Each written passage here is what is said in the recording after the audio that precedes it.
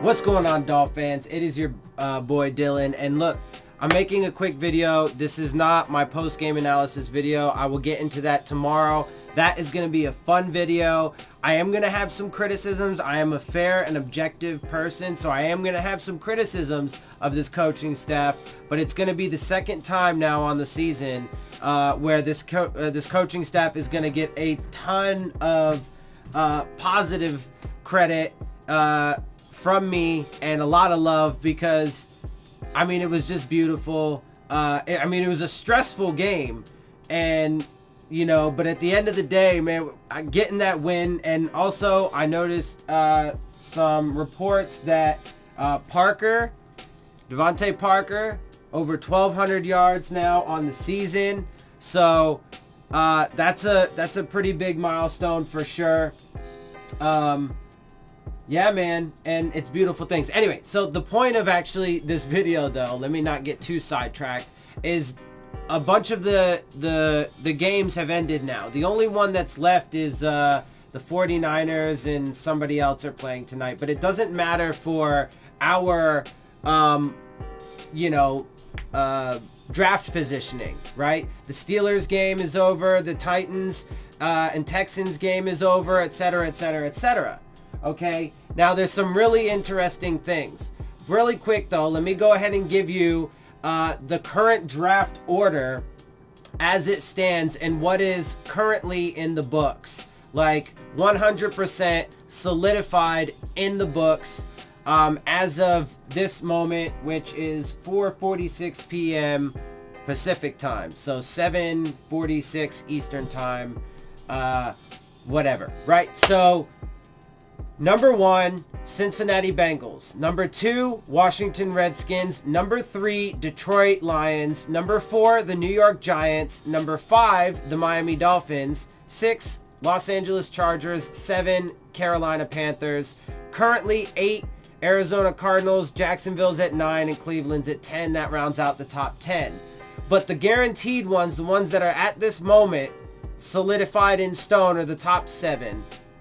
Also, the number 18th pick, which is the Pittsburgh Steelers, and the number 19th pick, which is the Chicago Bears. Those currently, as per tankathon.com/NFL, that's where I get it. I'll put the link in the description box of this video. That's where I get mine. That's where I've been watching the race to the draft.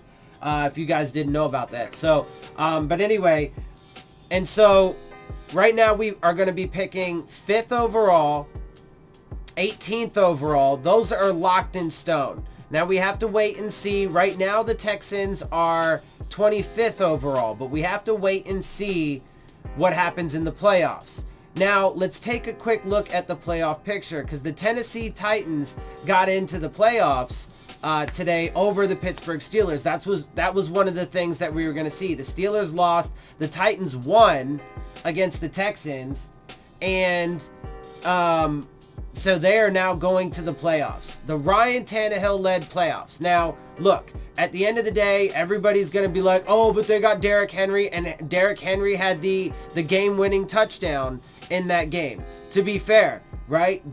And that's true, but like any other major quarterback, they still got to have a team around him. Again, he's maybe not elite like Tom Brady, Aaron Rodgers, or Patrick Mahomes, but he is without question a great quarterback. And nobody can deny that they got into the playoffs, that they would have gotten to the playoffs with Marcus Mariota. They wouldn't have. And it's because of Ryan Tannehill that they had the surge that they did, and are now, I mean, their record is only 9-7, but they have made it into the playoffs in a wild card. Now, here's the really, really interesting part. We just beat the New England Patriots in Foxborough. We showed, well, I mean, they've kind of been showing all year that their offense has some issues, etc. But now the Tennessee Titans and the Patriots are going to be playing each other in the wild card round. Okay, that game is going to be fire. Oh my God, am I going to be watching that? Now look, I was I'm happily able to admit that I was wrong about this game. Obviously, I'm going to talk more about it in the post-game video tomorrow. But just real quick, I want to say that I was wrong. I didn't think it was... I thought it was near, and I said near inconceivable that we could win the game in Foxborough, right? Even if they played backups. That's what I said. I was wrong. Happily, they proved me wrong. I'll get more into that tomorrow. But what if the Titans beat the Patriots in the wild card round? Oh, what? Like, that would be one of the most epic things ever. And Ryan Tannehill knows the Patriots. He knows Belichick. He knows Brady. That could be super helpful. Marcus Mariota doesn't know him. Certainly anywhere near as well. That could be a pretty, major advantage. He also knows a lot of the players that are on the Patriots squad as it stands right now. So, man, that is going to be a fun game. And the 9-7 Titans at the 6th seed and the 12-4 Patriots. Bruh. Okay, so I'm going to tell y'all right now because people are wondering, like, where am I going in the offseason and, like, if I'm going to disappear. I'm not going to disappear. There's going to be plenty of news to talk about. I'm going to be making videos. And in this case, I'm definitely going to watch that game. I am going to watch the Tennessee Titans and New England Patriots game. Because I think they're going to have to go to Foxborough, if I'm not mistaken. I think that means that they are going to, the Titans, since they're the 6th seed, since they're the lower seed, they're going to have to be the visiting team. So they're going to have to go to Foxborough. But we just beat them in Foxborough, and they've been beaten Foxborough, I think, twice now this year. The Patriots are a little hobbled. If the Ryan Tannehill-led Tennessee Titans beat the Patriots in the wild card round and go on, oh my God. But I'm going to do a live stream for that game. I'm going to watch it, and I'm going to do a live stream for it. So anybody who, joins me normally, or anybody, Titans fans, whatever, come in, check it out, and it's going to be fucking dope. It's going to be lit. It's going to be a good time. We're going to have fun. So that's going to be super, super interesting. Also, though, obviously the other wild card game that is going to be of note. So my guess is, how do they do that? I can't remember. I'm pretty sure, I think it's on like, a Saturday, and they do one game and then the next game right after it. So I think those games are going to be back to back. So what I'm probably going to do, if that's the case, which I'm pretty sure it is, feel free to correct me if I'm wrong. But if that's the case, I'm going to do like a 6-hour live stream. Like, I'll probably have to get some food at some point in there, of course. But I'll do if that's the case, I'll do like a 6-hour live stream of both of those games. Because those are going to be huge, man. I'm going to wear my Tannehill jersey for that shit. I'm going to be rooting for the Titans 100%. One, because the Patriots, I hate them. And two, because I love my boy Tannehill. And God, I want him to finally get the respect that he deserves.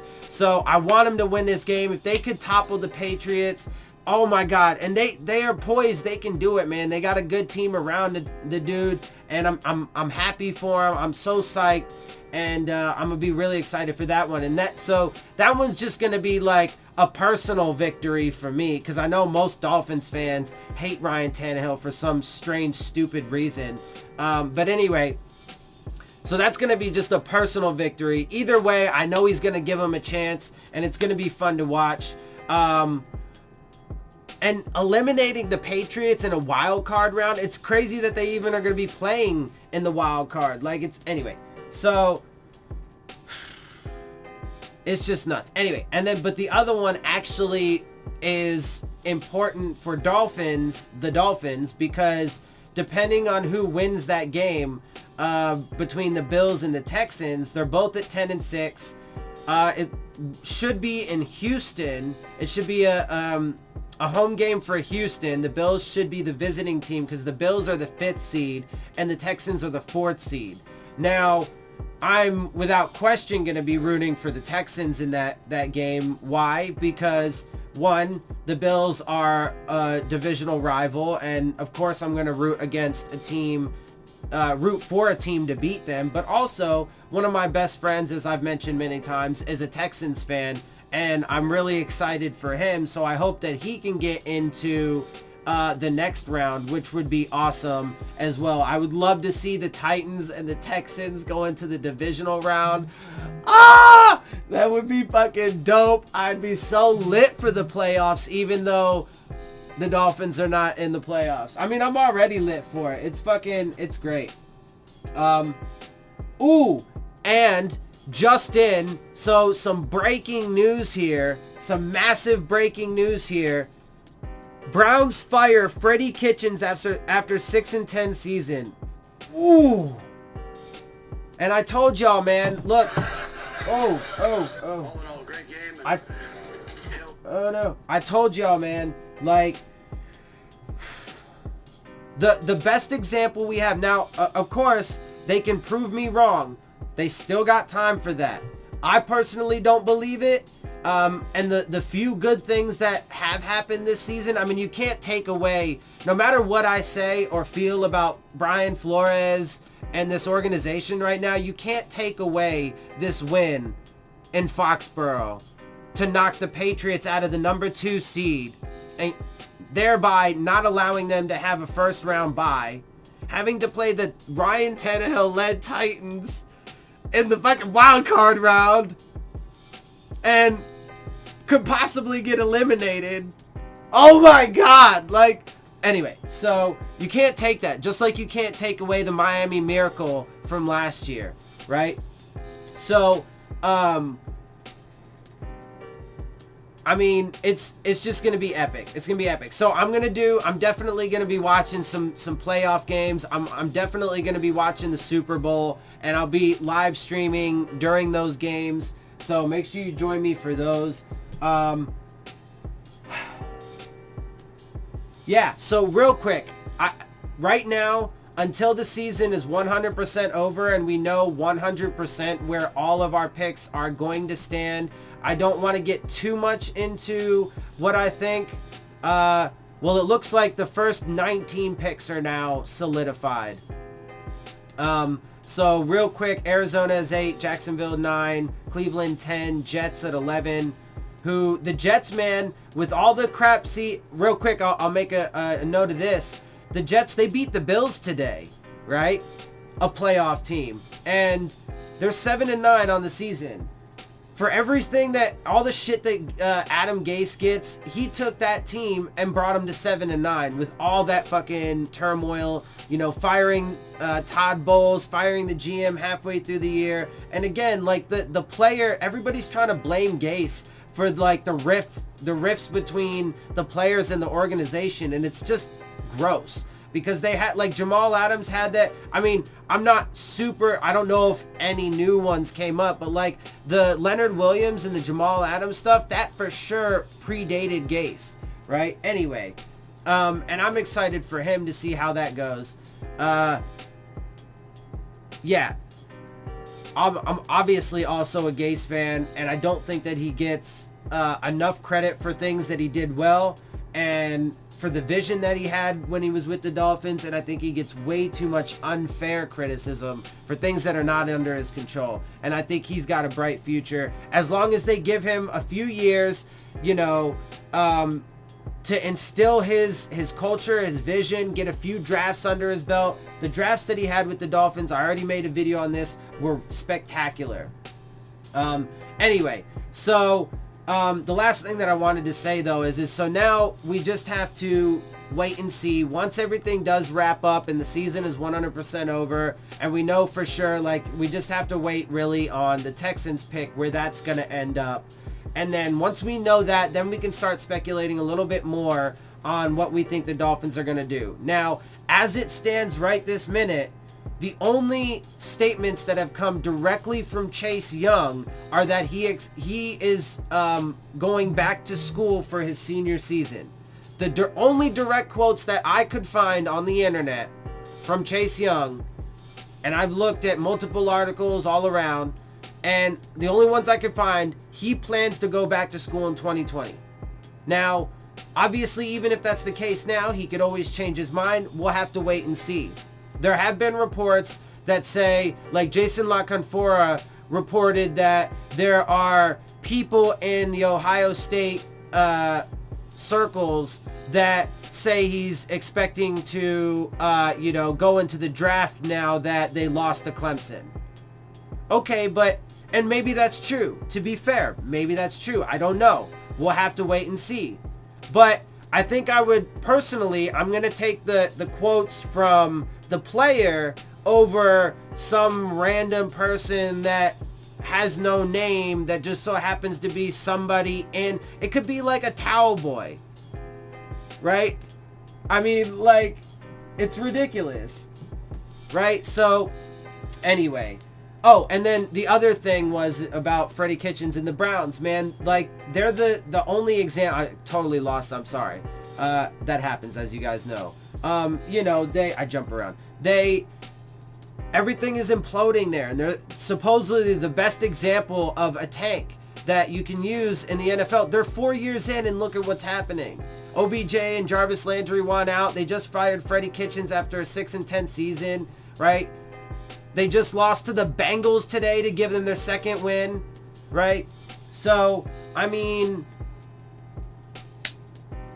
and then, again, they can prove me wrong, and I hope they do, but they, from my evaluation, their evaluation skills haven't been very great this season. There's going to be a ton of roster turnover next year. Next year's not going to be some miraculous turnaround like everybody thinks. I hope so, but I don't see it. I don't think that they're going to nail this draft. And so the very last thing, tying the other stuff back in, is I don't trust them to get this draft right. So, we'll have to wait and see what they do. Chase Young, as of right now, is not coming out. Tua's got that injury. I personally would not take him at number 5. I don't think that's a safe bet. I wouldn't take him at all in the first round. I think it's ridiculous. It's way too much of a risk. His 2 ankles, right? He's had surgery on both. His hip, it's different than Barry Sanders' injury, yes. But what people don't tell you, the context that's important, or they just don't understand, is it's worse. Barry Sanders had a subluxation where the ball came out of the joint partially. Part of how we know that's the case is because he was literally able to pop it back in and continue playing.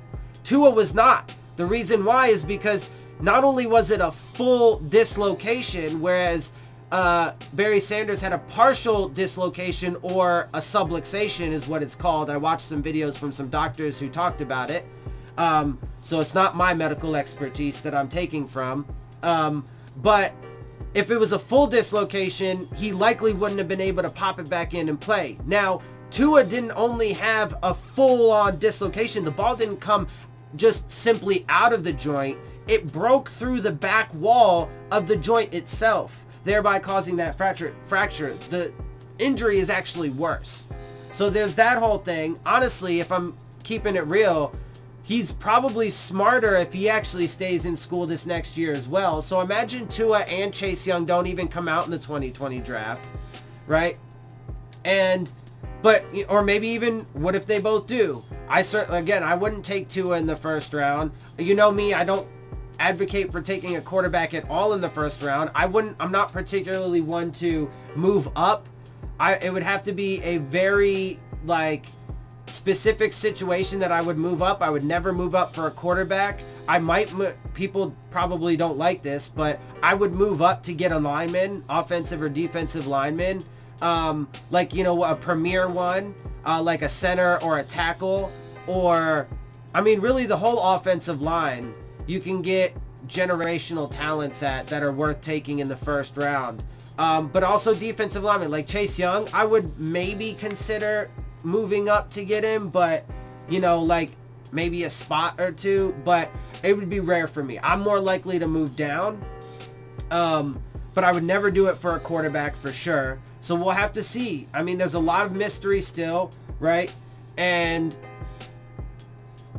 what are they going to do? Are they going to potentially, what if, look, I hope this doesn't happen, but what if they did something like this, right? What if Tua doesn't come out, or, his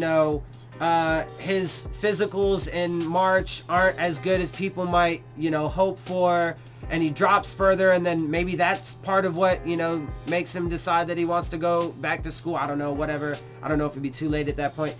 Point is, What if he doesn't come out? What if Chase Young doesn't come out? What if these things, or, you know, they're not confident in Tua? And then what if they want to trade up for a quarterback, Joe Burrow, with the Cincinnati Bengals, right?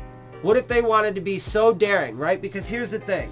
I wouldn't put it past Stephen Ross to tell his guys, Marvin Allen, Reggie McKenzie, Chris Greer, and Brian Flores, spare no expense to go up and get this guy, right? What if he says that? I wouldn't put it past him in the slightest. And what if they did something so brazen as to trade away all 3 of our first round picks, or 2 first rounds from this year and next year? What if he traded 4 first round picks? What if he traded 2 this year, 2 next year? What if he did something crazy like that? Any of those situations. I would not advocate for that. And they already said that they're going to be big spenders in free agency. They have accrued a lot of draft capital. We know they're going to be aggressive. From their own mouths, they said they're going to be massively aggressive on both fronts. If they think that they're going to be able to trade up and give away all that draft capital or something similar like that to go up to get like Joe Burrow, or let's say trade up to number 2 to get another quarterback like, I don't know, Love or something like that, and then,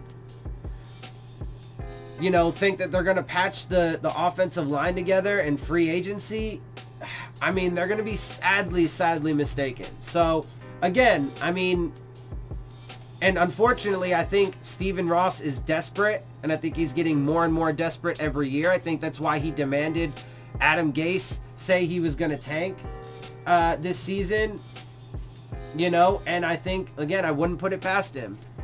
I think he's craven and he's desperate. So we'll see what happens. We'll see. We have a few months to go before we know for sure, right? So over the next few months, we are going to experience, obviously, you know, the playoffs and the Super Bowl. But then after that, we're going to know. We'll know for sure if Chase Young and Tua declare for the draft. We'll get those alerts, right? We'll get official alerts. I get the official alerts from, you know, various sources, ESPN, Yahoo, NFL, Bleacher Report, right? CBS, all these places that I get my, so we'll know. You know, we'll know what our draft positioning is, and we'll know what they do in free agency. We'll see the kind of moves that they make and how aggressive they are and the kind of contracts that they sign, right? Do they sign guys to, you know, because Ross doesn't, he just thinks he can throw money and resources at it. And that hasn't worked. And he's getting super desperate. So, and then we'll see what they do in the draft. So, anyway, I way overdid it. I'm at 23 minutes. God damn it. That's how it is, man. I go and I go. Anyway, that's where I'm going to end it though, guys. I really hope you guys enjoy my perspective, my videos, everything that I do, everything that I got to say.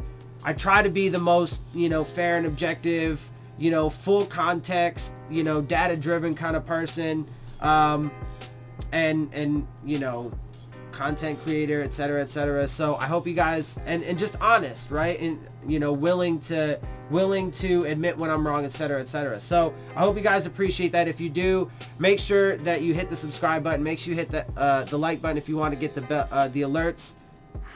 Make sure that you share my channel and videos with your friends and family. Leave your questions, comments, and concerns down in the comment section. And of course, as always, make sure you follow me on Twitter at Dillon Tartaro. And with that, I am out. I'll see y'all soon. Phins up.